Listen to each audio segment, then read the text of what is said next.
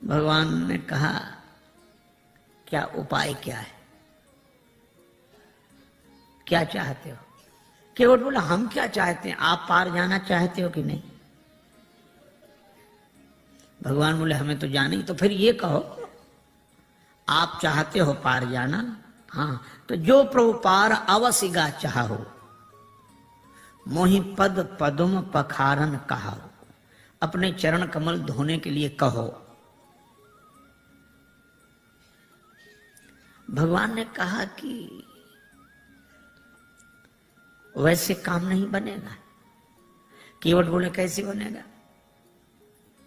ये नाव बनेगी नारी यहां गंगा जी किनारे, और जब नारी बनेगी तो घर में बैठेगी, लेकिन जब ये घर में बैठेगी तो घर में जो पहले से बैठी है वो,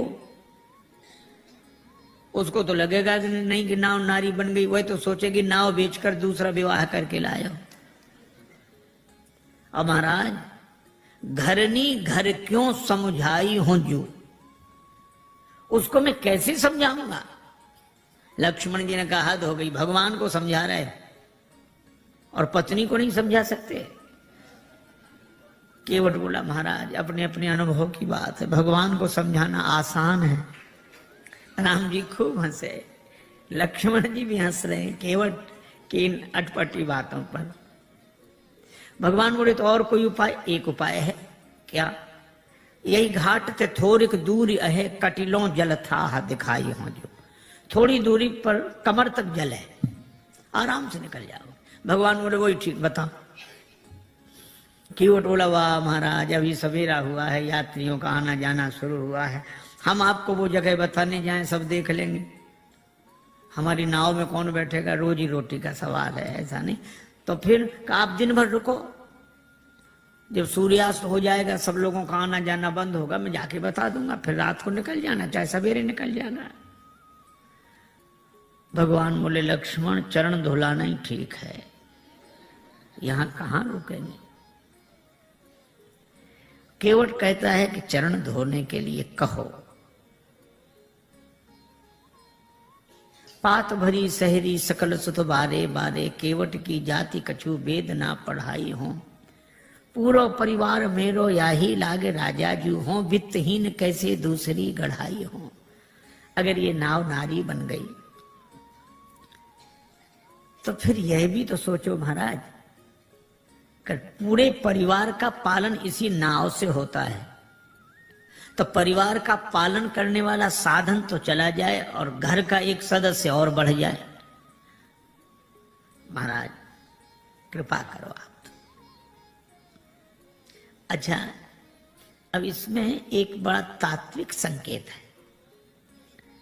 केवट कहता है कि नाव नारी न बने। हम लोग भी व्यवहार का काम करते हैं, दुकान चलाते हैं, व्यापार करते हैं, पैसा लेते हैं, देते हैं। श्री तुलसीदास जी कहते हैं सब करो कोई बात नहीं। केवट भी यही करता है, धंधा करता है, यात्रियों को बिठाता है, उस पार ले जाता है, पैसा लेता है। लेकिन इस केवट की सबसे बड़ी विशेषता एक है कि यह नाव तो चलाता है, लेकिन नाव गंगा जी में चलाता है। और गंगा जी क्या है? का राम भक्ति जहां सुरसरी धारा। इसी तरह हम दुकान व्यापार आदि सब करें, लेकिन भक्ति की भाव धारा से जुड़कर करें। यही केवट प्रसंग का संकेत है। भगवान ने कहा अगर तुम्हारी नाव नारी बन गई